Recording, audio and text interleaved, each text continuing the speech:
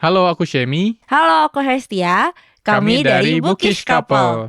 Obrolan kali ini kami tuh ke-trigger dari sebuah tweet di Memfest yang sendernya bilang dia punya budget pacaran tuh 2 juta per bulan. Terus tweet ini goes viral, banyak banget orang yang ngobrolin, bahkan reply-nya pun menimbulkan banyak reaksi. Nah, kami mau mengkaitkan tweet ini dengan salah satu buku yang udah kami baca, yaitu bukunya Morgan Housel, judulnya The Psychology of Money. Dalam bukunya itu, Morgan Housel ngebahas hubungan antara uang dan manusia. Nah, ini juga berpengaruh dengan cara pandang kita apakah budget 2 juta per bulan buat pacaran itu mahal. Penasaran kan? Yuk ikutin obrolan kami di episode kali ini.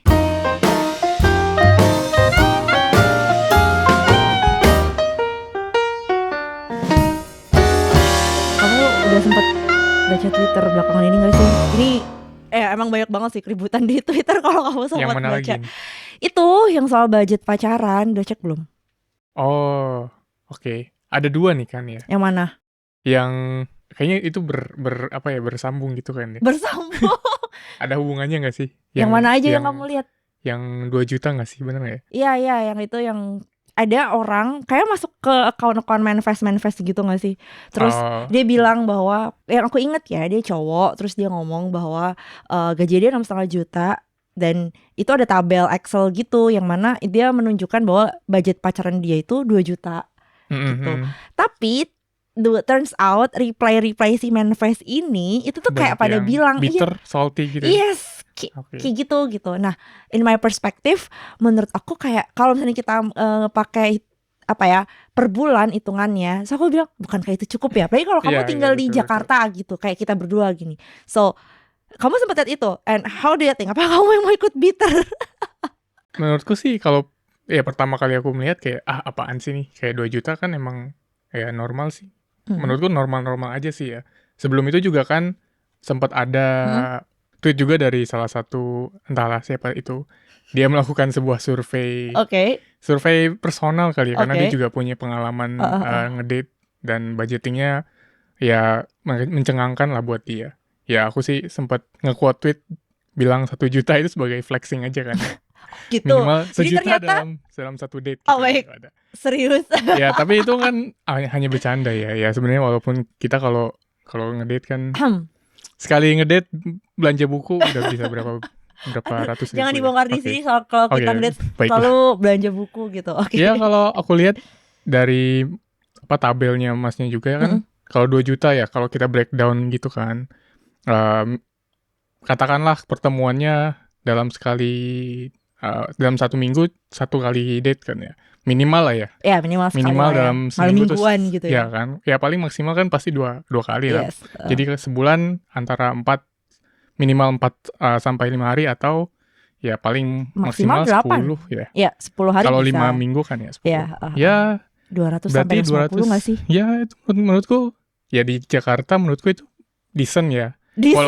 Walaupun ya melihat, mungkin kita perlu melihat variabel lain kayak ini masnya penganut split bill atau cowok yang selalu pengen bayarin ceweknya gitu kan ya. Dan juga biasanya ada juga satu hal, yaitu budget tidak terduga. Betul. Seperti misalkan ceweknya ngambek gitu ya, terus akhirnya nyogok belinya kayak misalkan entah dibeliin makanan yang lebih fancy atau entah, I don't know. Tapi itu bisa banget kan kejadian ada budget tidak terduga. Ya betul sih. Dan kan kalau ngedate juga kan nggak mungkin tiap saat fancy kan ya. Ya paling ngopi gitu kan. Kemudian ya paling ya cuma nonton gitu kan ya. Ya menurutku oke sih 250.000 itu dalam sekali ngedate rata-rata ya. Tapi tidak tahu ya. Kita kan berasumsi bahwa ini mungkin bisa per orang ya, nggak langsung si cowoknya bayarin juga ceweknya, gitu sih menurutku. Nah, kalau menurut kamu gimana emang? Kalau aku tuh kepikirannya sama ini nih, kan karena aku juga ngelihat si reply di tweet tadi ya, yang banyak kan bitter, salty, dan bilang bahwa lo kok spending segitu banyak banget gitu untuk pacaran. Yang mana menurut aku tuh, aku keinget sama sebuah buku yang aku tahu kamu udah pasti baca, dan banyak banget orang udah baca. So judulnya tuh The Psychology of Money. Tulisannya dari Morgan Housel. Di situ kan dia ngomong kan bahwa bab pertamanya itu dibuka dengan yang tulisannya No One's Crazy, yang intinya adalah bagaimana kita bertindak terhadap uang itu dipengaruhi oleh psikologis kita dan masa lalu kita gitu. Jadi aku rasa baik masnya si sender yang minta dikasih wejangan gitu ya, gimana cara mengatur duit 6,5 juta dengan dia punya alokasi budget 2 juta untuk pacaran, lalu orang-orang yang reply itu juga salty, itu kan berarti juga apa namanya, ya dia juga punya pengalaman dan masa lalu dengan uangnya gitu. So, are you agree with this? Aku sih setuju karena ya orang kalau kita melihat dari luar kan terasa kayak oh ini nggak masuk akal gitu ya. Padahal kan sebenarnya tergantung banget dan sama bagaimana masnya itu sendiri kan. Lagi pula dia juga memperlihatkan juga kan alokasinya dia tuh kayak gimana. Nah itu dari situ juga sebenarnya udah kelihatan bahwa ya gajinya dia segitu, terus memang prioritasnya prioritas dia sendiri gitu kan. Kita sebagai orang luar yang tidak berhak gitu loh untuk menghakimi apa yang ia percayai gitu ya, belief dia sistemnya gimana ya harusnya kita tidak perlu tidak perlu ngejudge sih seharusnya ya nggak sih? Ya akhirnya aku juga percaya itu gitu. Dulu mungkin aku ngelihat ya bisa dibilang aku dulu di sekolah di salah satu sekolah yang favorit lah ya di Surabaya gitu, dan ngelihat bagaimana wah mereka punya barang-barang yang branded gitu. Terus mungkin untuk skala kita, saya skala aku gitu ya, untuk berada dan punya tuh barang-barang branded rasanya perlu usaha yang banyak banget atau susah, apalagi nggak minta sama orang tua. Dimana aku juga punya adik kan, adikku kembar lagi ya kan, mereka pasti punya kebutuhan juga, jadi kayak susah untuk kesana. Nah begitu misalkan aku sekarang punya pekerjaan sendiri gitu ya, terus habis gitu aku bisa spending dengan bebas tanpa harus izin orang tua gitu ya, bisa aja aku jadi kayak si masnya yang tanya itu gitu. Mungkin alokasinya bukan di pacaran kali ya, kayak misalkan contoh kalau di aku sendiri adalah jajan buku. Dulu waktu aku masih belum berpenghasilan ya jajan buku aku harus ngasih reason yang logis gitu ke ayahku kenapa aku mau beli itu, harganya sekian loh, misalnya 100.000 itu mungkin buat anak SMA mahal gitu kan. Betul. Nah itu sekarang ketika ini aku ngalamin banget kan, sekarang ketika aku udah punya uang sendiri gitu ya gimana ya jadi kayak flexing sana sini gitu, jadi bisa beli buku gitu. Buat aku sih kalau misalkan aku melihat bahwa masnya sih nggak crazy, because ya aku juga crazy in others perspective gitu sih. Ya kita melihatnya kan itu sebagai suatu yang impulsif, tapi kita tidak tahu juga kan pos-pos yang dia tambahkan di situ kan ada beberapa mungkin bahkan orang tua. Itu salah satu reply yang aku lihat di reply-nya tuh kayak loh orang tua cuma dikasih 1 juta pacaran 2 juta kayak itu kan asumsi kita melihat bahwa ya mungkin karena mungkin ini asumsi lagi ya bahwa mungkin si masnya juga bukan sandwich generation mungkin bisa yang jadi. Dimana dia nggak perlu support kayak keluarga secara besar gitu ya, jadi makanya dia bisa ngasih ya segitu pun aku rasa decent. Nggak decent sih ya, melihat dari lumrah gajinya segitu aku rasa masih proporsional sih aku bilang. Aku jadi keinget karena kamu juga nyebutin soal orang tua and sandwich generation. Ya ada juga beberapa pihak-pihak atau beberapa anak-anak muda mungkin yang seumuran sama kita yang punya privilege, yaitu adalah bukan sandwich generation.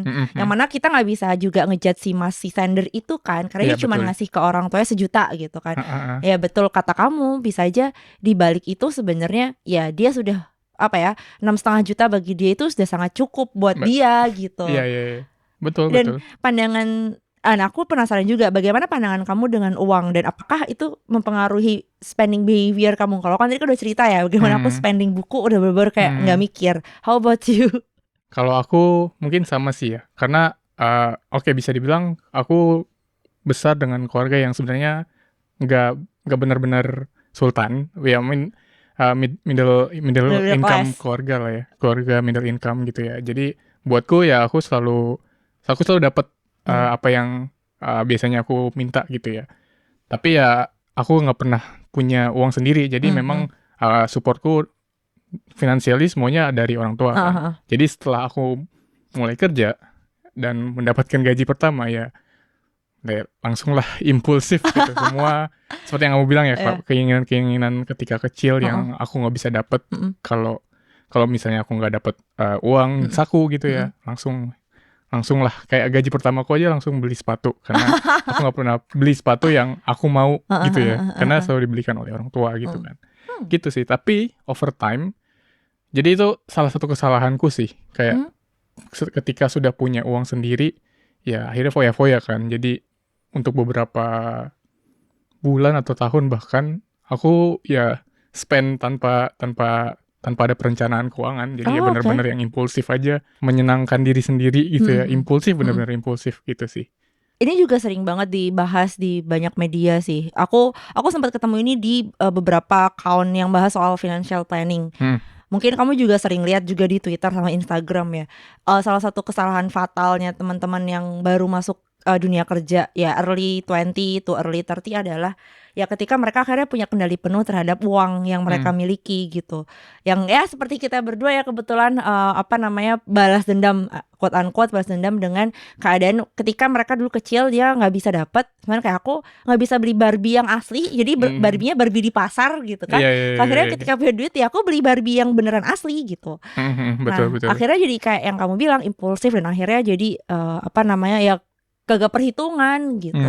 So, kalau kamu sendiri apakah kamu sudah mulai mengalokasikan dengan lebih bijak atau mungkin ikut kelas-kelas financial planning atau cukup dengan baca buku sebelum akhirnya kamu ketemu bukunya si Morgan Housel ini? Sebelumnya sih aku nggak pernah ikut kelas sih ya. Tapi memang aku juga coba-coba belajar beberapanya. Kan ada banyak banget teknik atau trik-triknya ya kalau membuat alokasi pendanaan tuh kayak gimana. Personal financial lah ya, teorinya kan. Aku pribadi pakai yang namanya Kakeibo. Itu salah satu teknik budgeting yang terkenalnya di Jepang sih. Tapi kita nggak akan ngomongin secara detail ya mengenai apa sih budgetingnya itu kayak gimana ya. Tapi ya gitu sih. Aku mulainya itu seperti yang aku bilang tadi telat. Jadi baru setelah mungkin kayak 2 tahun kerja baru deh aku langsung karena melihat rekeningku kayak wah 2 tahun kerja Kagak bersisa ya. nggak ada uang. Itu kemana itu uang ya kan. Jadi mulailah akhirnya setelah 2 tahun itu dengan bikin budgeting gitu lah. Dan ini salah satu yang mungkin buat aku pribadi nggak pernah dapat juga sih di keluarga gitu ya, pengetahuan kayak gitu nggak pernah dapat kan. Kalau kamu gimana? Nah, aku mungkin agak kebalikan sama kamu sih karena aku bersyukur ayahku cukup literate ya soal finansial. So, ketika misalkan dia ngomong sendiri dia udah punya asuransi pensiun meskipun sebagai ASN pasti punya dana pensiun kan yang dipotong dari pendapatan tiap bulannya gitu. Terus kemudian kami masing-masing anggota keluarga juga diikutkan pada asuransi kesehatan di luar asuransi BPJS gitu. Karena kalau ASN punya ini juga kan anggota keluarga pun juga bisa daftarkan BPJS gitu. Lalu kemudian aku dan adik-adikku punya asuransi pendidikan. Jadi bisa dibilang ketika kami masuk SMP, masuk SMA, masuk kuliah itu kayak yang diambil dari uang pribadi ayahku pada saat itu at the moment itu nggak banyak karena udah disokong sama asuransi pendidikan dari ayahku yang udah dari awal gitu ketika merencanakan punya anak. Nah, ketika aku akhirnya punya pendapatan sendiri, orang tuaku ya menyarankan itu gitu. Kayak cobalah investasi, bukan investasi yang seperti mungkin kita lihat sekarang kayak saham atau mungkin emas yang ya mungkin ya kalau iya orang tuaku bilang bisa dimulai dengan emas. Itu kayak maksudnya itu lebih mudah untuk dipantau untuk yang ukurannya kayak aku gitu ya yang belum ya, terlalu betul. get into saham dan lain-lain yang perlu analisis keuangan yang ribet gitu. Iya. Terus orang tuaku lilin. Anjir lah. Ya bener kan, Iya, bener. Grafik gitu. Terus habis gitu juga ngingetin soal asuransi kesehatan karena begitu udah lepas dari 21 tahun kan udah gak di cover tuh sama BPJS.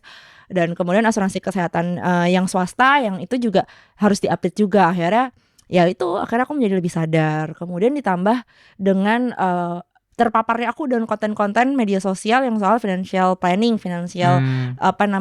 ya itulah perencanaan gitu. Contohnya kayak ada namanya emergency fund dan lain-lain. Wow. Dan sama juga ini sih mamaku, aku inget banget mamaku tuh ngajarin aku buat menabung.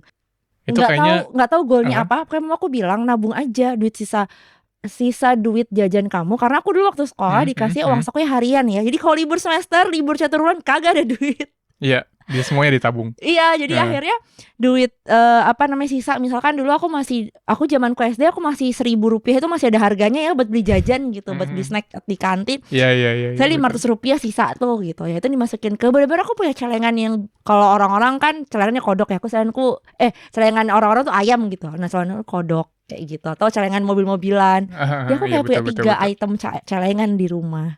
Dan itu ke bawah sih sampai sekarang, walaupun bentuknya bukan celengan ya, tapi aku punya rekening di bank lebih dari satu, dan setiap kali aku menerima uang pendapatan hasil kerja gitu atau gaji ya, aku langsung potong-potong-potong gitu, masukin alokasinya rekening A untuk apa, B untuk apa, C untuk apa, kayak gitu. Wow, oke. Jadi kamu cukup privilege ya, karena punya keluarga yang udah punya apa ya, pengetahuan atau literasi keuangannya udah mantap juga kan.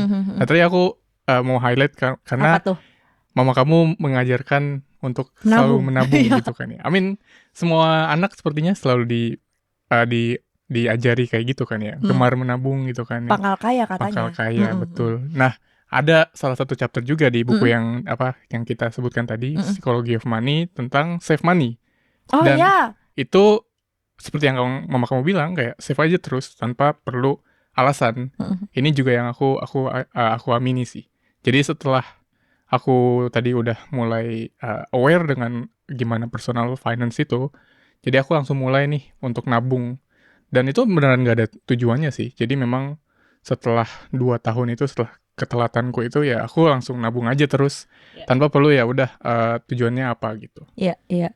Nah, ini juga berkaitan, nabung itu ada hubungannya juga sama, karena nabung tanpa goals itu tadi ya. Maksudnya bukan berarti nol, nggak ada goalsnya sama sekali, but di dalam bukunya itu si Morgan Housel ngomong, karena bisa aja ada sesuatu, misalkan kayak kita mengambil keputusan yang buruk, bad decision, and then life literally goes wrong. Kayak misalnya tiba-tiba pandemi kayak sekarang gitu. Iya, betul, No betul. one really predict gitu kan. Nah, itu bisa juga. Nah, ini aku juga sempat baca, aku lupa di Instagram atau di Twitter, soal cowok ini suka ngebeliin ceweknya barang-barang yang branded. Lalu suatu ketika si cewek ini menemukan surat tagihan kartu kreditnya. Kayak zaman sekarang masih pakai surat ya. Tagihan kartu kredit aku di email semua soalnya. Jadi apakah itu hanya Entahlah, aku tak tahu. Pokoknya si tagihan kartu kreditnya ini ternyata terkuak sekitar 3 digit. Aku lupa berapa pastinya, pokoknya sekitar 150-an juta gitu. Dan si cewek ini kaget banget gitu. Nah, apakah ini kan pasti ada hubungannya sama ya, apakah menabung, apakah jangan-jangan si masnya tidak menabung, atau jangan-jangan karena pandangan uang itu tadi gitu. Atau jangan-jangan dia swindler. Oh my god, no, he's not a swindler. Ya bisa jadi kan, ternyata tagihannya itu ternyata itu menggunakan kartu kredit dari Tinder match-nya dia kan, siapa tahu kan. But anyway, that's crazy. Yeah, itu I know. Gila sih. Yeah, menurutku, apakah sebutin itu ya bisa sampai mengeluarkan uang sebanyak itu? Nah, gitu itu balik lagi ke soal hubungan antara manusia dengan uang itu tadi sih. Misalkan dia kayak mungkin ya, ini 100% spekulasi, karena aku juga nggak tahu cerita di balik si masnya kan gitu. Kayak bisa aja ketika dia kecil, cara untuk mengkompensasi ketidakhadiran, misalnya kasih sayang keluarga misalnya, dengan dibeliin macem-macem. Oh, another chapter yang ini bisa menjelaskan mengenai ini sih. Yang di bukunya Morgan Housel itu juga ada yang namanya chapter kayak being wealthy dan juga being rich. Dan ini masnya ini sepertinya ingin terlihat rich. Padahal sebenarnya di luar itu kan, bagaimana kekayaan itu kan sebenarnya tidak terlihat dari kekayaan gitu sih. Menurut kamu gimana? Ya bisa aja sih, karena rich itu kan cuma uang ya, nominal, tapi belum tentu kita wealthy. Wealthy itu juga hubungannya sama konten. Konten itu bukan konten ya, konten itu penuh. You feel content whatever you have now gitu. Misalkan, cukup nggak sih? Iya cukup. Ya bener kata pepatah ya, kayak you have to be enough with yourself, terus ya udah jadinya nggak harus kayak gitu, kayak punya tagihan kartu kredit sampai 3 digit sih. Itu ngapain aja ya? Beli LV dan segala macamnya. Aku nggak tahu sih, karena di postingan tuh nggak disebutin sih. But ya that's crazy. Aku kayak nggak kebayang. Oh gila sih, dia cuma ngebayar ternyata setiap tagihan minimum gitu loh. Otomatis kan pasti sisanya itu kan harus dibayar dan menumpuk ya, betul gitu. Jadi compounding dong. Ini dia cara investasinya salah ya. Iya that's crazy. Just kayak semoga kita nggak seperti itu sih. Of course, kita paling banyak ya buku sih. Jadi another thing mungkin ya, sebagai alokasi, kan kamu sendiri bilang bahwa kamu tidak punya budget untuk buku. Nah, jadi sebenarnya kamu melakukan pengalokasian budget nggak sih sebenarnya? Iya, tapi tidak secara spesifik. Oke. Mau dielaborasi atau gimana? Ya bisa ini dibilang. Kita bocorin ini ya. bocorin Rahasia rahasia dapur dapur ya. Ya intinya kayak aku udah tahu mana yang harus aku save untuk fix cost kayak bayar kosan, terus asuransi, tagihan kartu kredit gitu. Terus kemudian satu itu benar-benar buat emergency fund yang nggak boleh diutik-utik kalau benar-benar kayak misalnya aku tiba-tiba di cut off atau di lay off dari perusahaan. Terus satu lagi konsumsi aku selama 1 bulan gitu. Bagaimana dengan pacaran dong?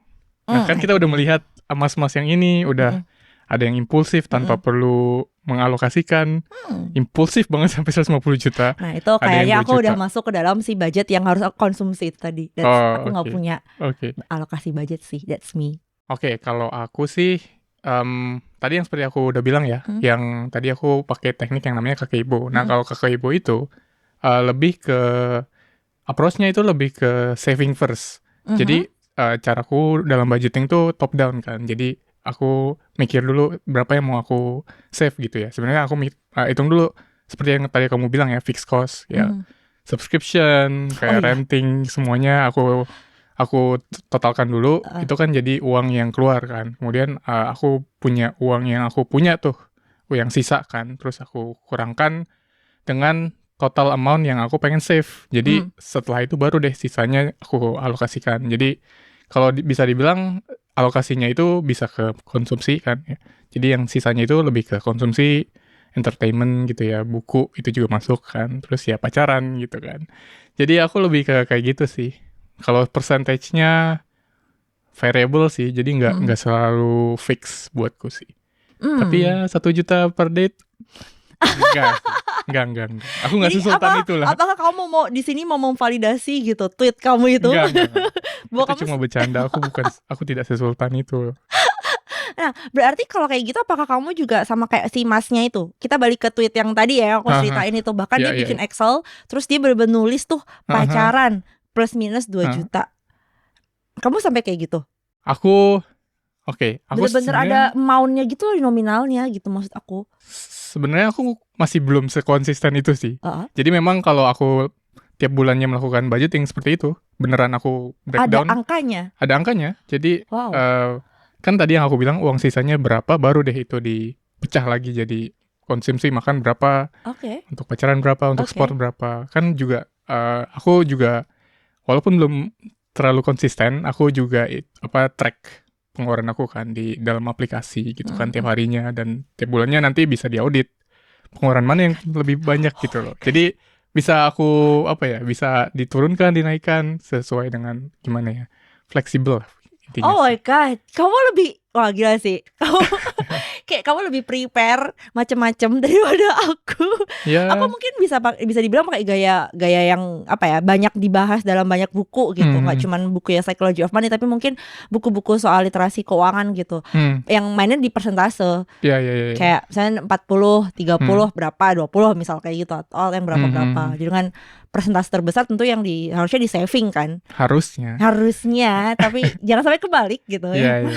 Persentase terbesarnya malah konsumsi. Waduh bahaya gitu. Betul.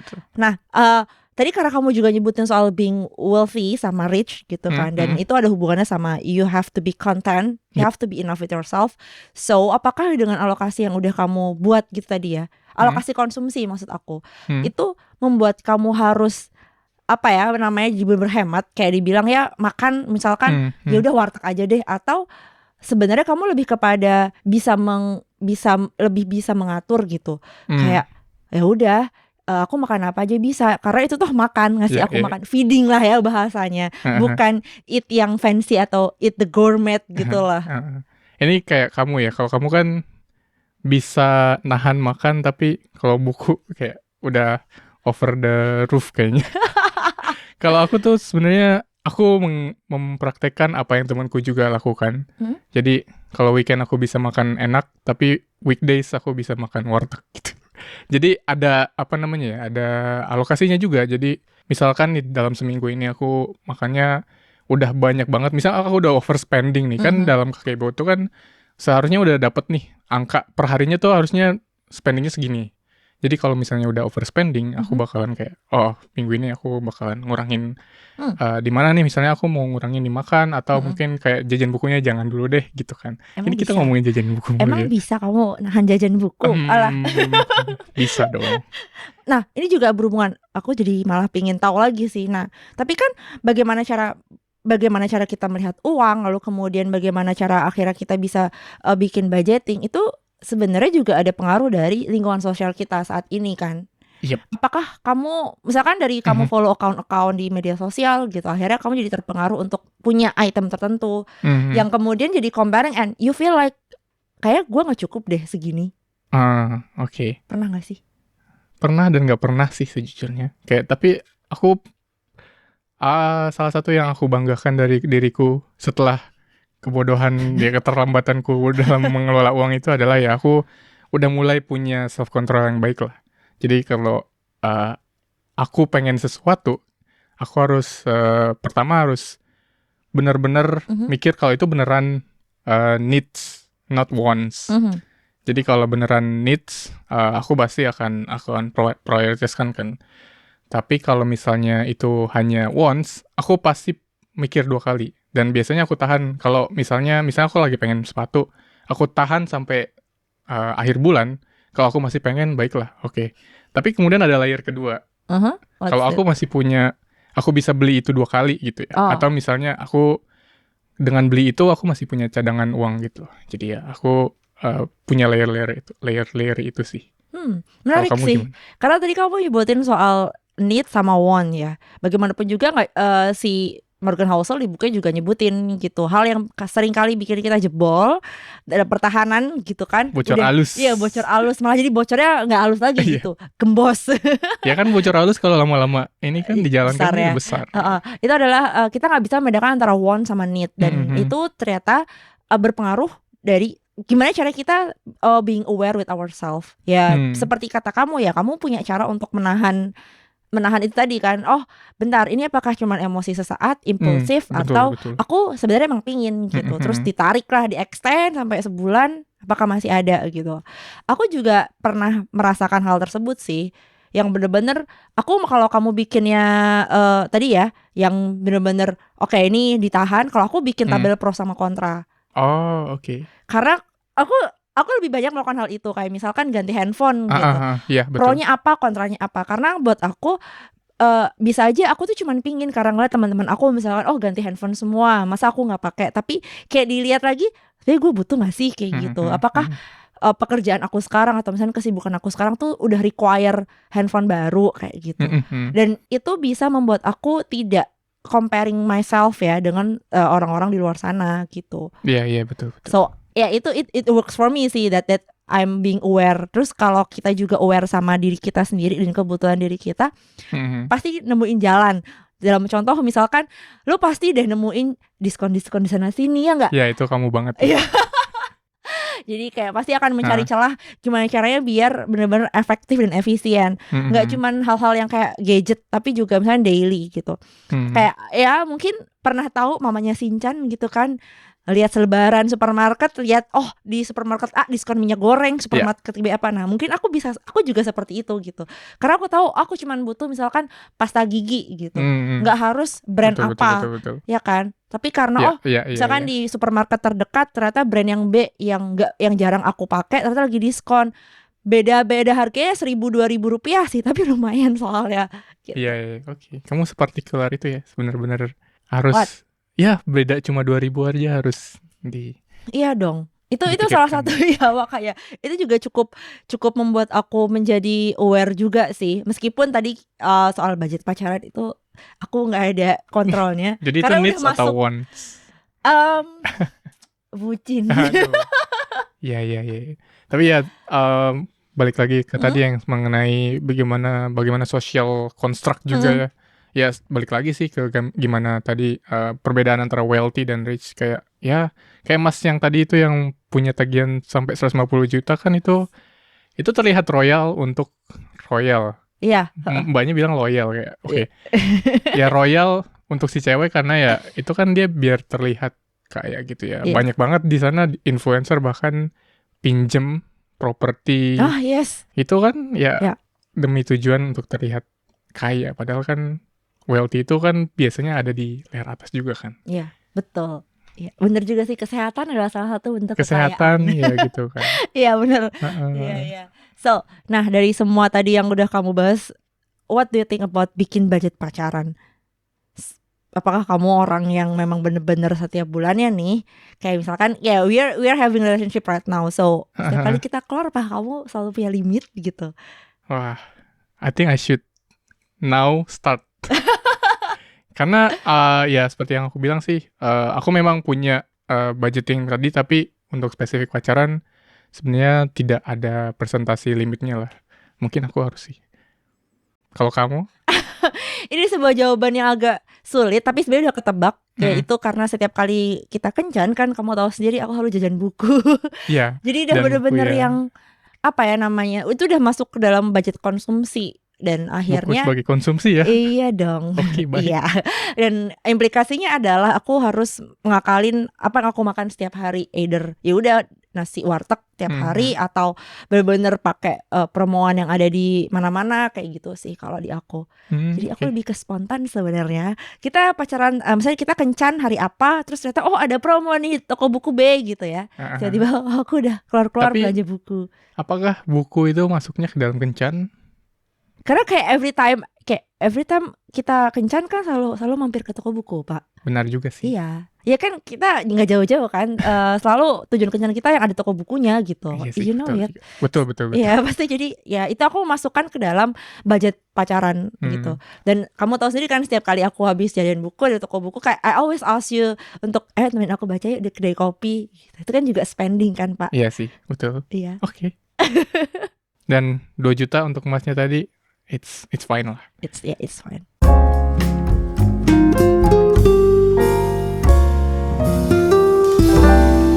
Terima kasih sudah menonton episode kali ini. Nah, kalian udah dengerin kan obrolan kami mengenai budget pacaran. Kira-kira nih kalian tim yang mana? Timnya Shemi yang apa-apa di tracking dan di planning? Atau timnya Hestia yang spontan tapi asalkan tidak overspending? Kasih tahu jawaban kamu di kolom komentar atau mention di Twitter @hashboy dan @hashemi_raws. Dan juga di Instagram @hashboy1906 dan @hashemi_raws. Jangan lupa like, subscribe, dan share video ini. Sampai jumpa di video selanjutnya. Bye! Goodbye.